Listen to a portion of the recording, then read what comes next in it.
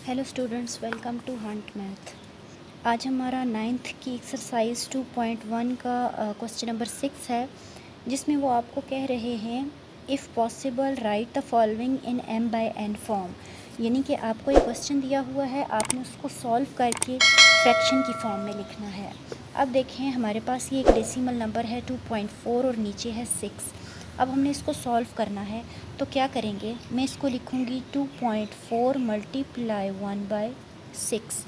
इसको मैंने अलग से क्यों लिखा, क्योंकि मैंने इस डेसिमल नंबर को सिंपल जो हमारे पास नॉर्मल नंबर होता है उसमें चेंज करना है। तो कैसे यहाँ से डेसिमल को हटाना है, तो क्या मेथड है, 2.4 डिवाइडेड बाय पॉइंट कटा तो 1 लगा, पॉइंट के आगे एक नंबर है तो एक 0 मल्टीप्लाई 1/6। यानी कि ये क्या बन गया है, ये बना, इसको मैं यहीं पर आगे लिख देती हूँ, यहाँ पर मैं इसको सॉल्व करती हूँ। ये बना 24 डिवाइडेड बाई 10 मल्टीप्लाई 1/6।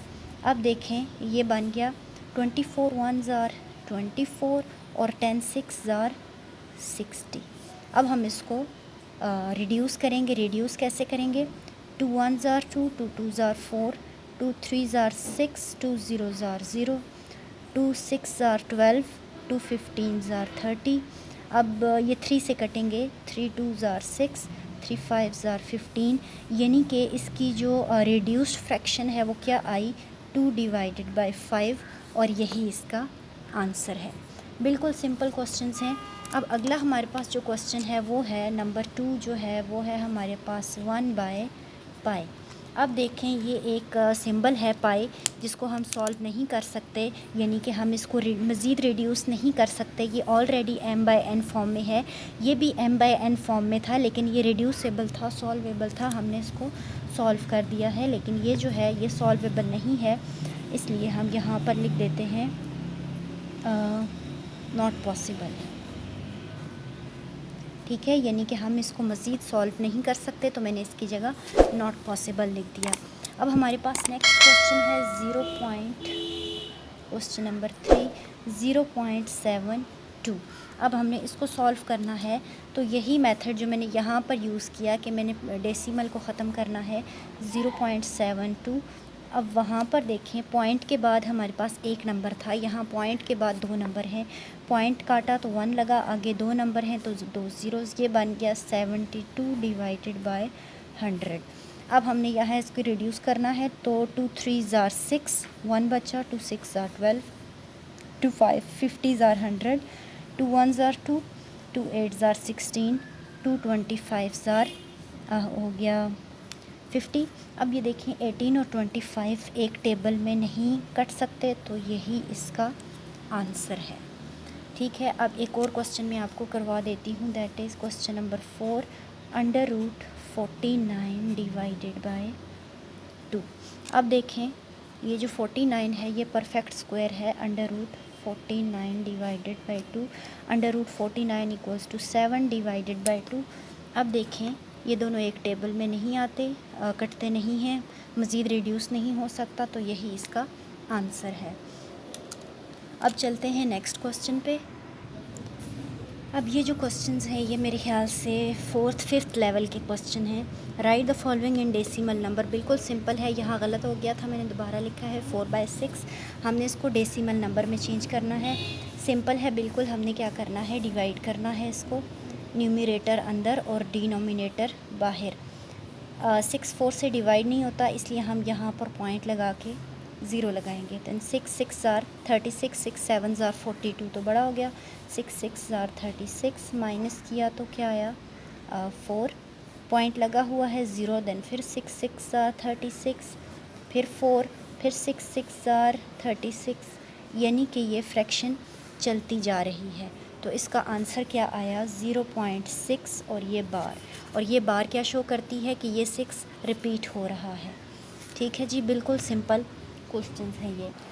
अब देखें इसको हम कैसे सॉल्व करेंगे।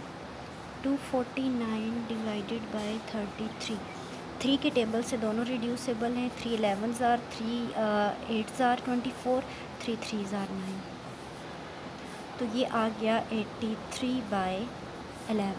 अब हम इसको सॉल्व करके डेसिमल फ्रैक्शन में लिखेंगे तो न्यूमरेटर अंदर और डिनोमिनेटर बाहर। 7 ज़ार 77, बचा क्या 6, पॉइंट लगाया, 0 लगाया। 3 11 5 ज़ार 55, बचा क्या 5, पॉइंट लगा हुआ है। 11 4 ज़ार 44, बचा क्या 6, 0 लगा दिया। 11 फिर 5 ज़ार 55, यह 11 5 ज़ार 55, बचा क्या 5, तो 0। 11 4 ज़ार 44, यानी कि अब देखें फिर बचा क्या 6। अब देखें रिपीट हो रहे हैं 5 4 5 4, यानी कि अप टू 100 ऑन वाला काम है, यानी कि ये रुक नहीं रही है, ये चलती जा रही है ये फ्रैक्शन। तो हमारे पास क्या आंसर आया इसका 7.54 के ऊपर बार, क्योंकि ये 5 4 रिपीट हो रहा है। तो ये हमने इसको यहाँ डेसिमल फ्रैक्शन में डेसिमल नंबर में चेंज कर दिया है। बिल्कुल सिंपल थे। इसके 3 पार्ट्स और हैं जो आप खुद सॉल्व करें, क्योंकि बिल्कुल सिंपल नंबर छोटी क्लासेस के लेवल के ये जो है ये क्वेश्चंस हैं। अब हम चलते हैं अगले क्वेश्चन पे।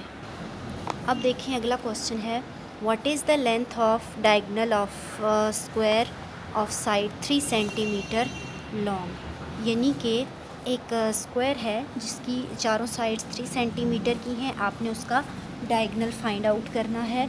तो मैं यहाँ पर एक स्क्वायर बना देती हूँ। तो स्क्वायर मैं यहाँ बनाती हूँ, एक स्क्वायर है ये, ठीक है। अब इसकी चारों साइड्स जो हैं वो 3 सेंटीमीटर की हैं, ठीक है, जो हमारे पास कंडीशन थी। अब हमने ये डायगोनल जो है ये हमने फाइंड करना है। यहाँ मैं इसको ऐसे रेड लाइन से बल्कि खींच देती हूँ। ये डायगोनल हमने फाइंड करना है। अब आप देखें ये आपके पास अगर मैं इसको नाम दे दूँ ABCD, तो ABD ये आपके पास एक राइट ट्रायंगल बन गया है, जिसके आपको परपेंडिकुलर भी पता है, बेस भी पता है। अब हाइपोटेन्यूज आपने उसका निकालना है। तो हमने यहाँ पर लिख देती हूँ कि हमने डायगोनल फाइंड करना है। तो यहाँ मैं लिख देती हूँ length of diagonal equals to question mark, कि हमने लेंथ जो निकालनी है वो हमने यहाँ लिख दी है। अब देखिए यहाँ हम by using Pythagoras theorem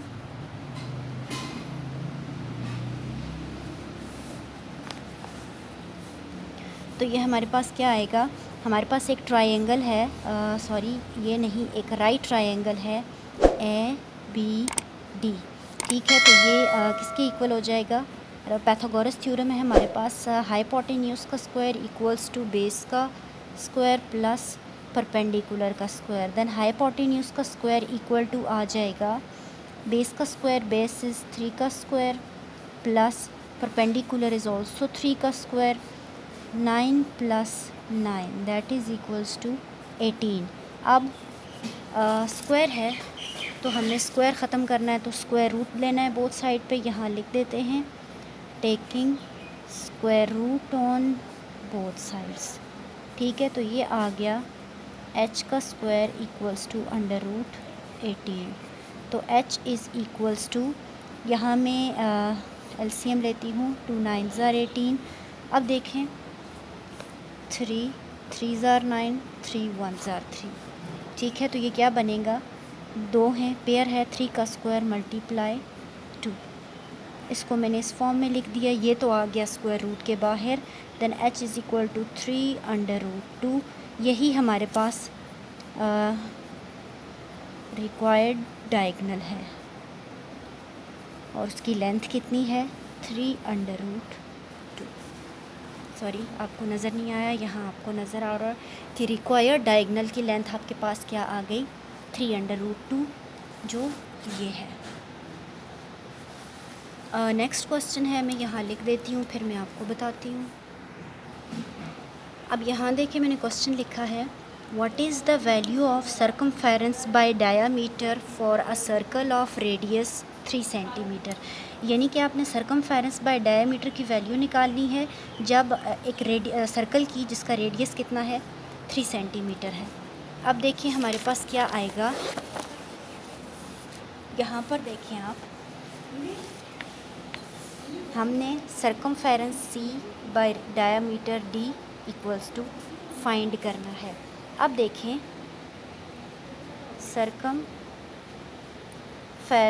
of circle जो होता है वो हमारे पास होता है 2 पाई आर के इक्वल, और डायामीटर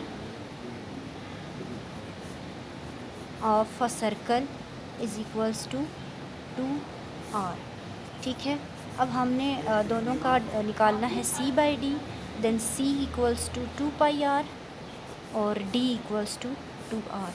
अब देखें रेडियस हमारे पास इन्होंने कितना दिया हुआ है, यहाँ मैं लिख देती हूँ, बल्कि यहाँ लिख देती हूँ आर इक्वल्स टू 3 सेंटीमीटर के रेडियस हमें उन्होंने 3 सेंटीमीटर दिया था।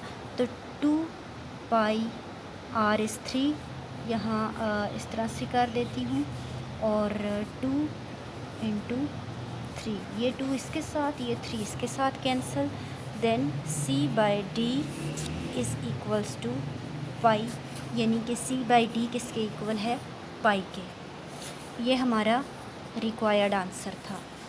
आज की वीडियो में इतना ही, मिलते हैं अगली वीडियो में नई एक्सरसाइज के साथ।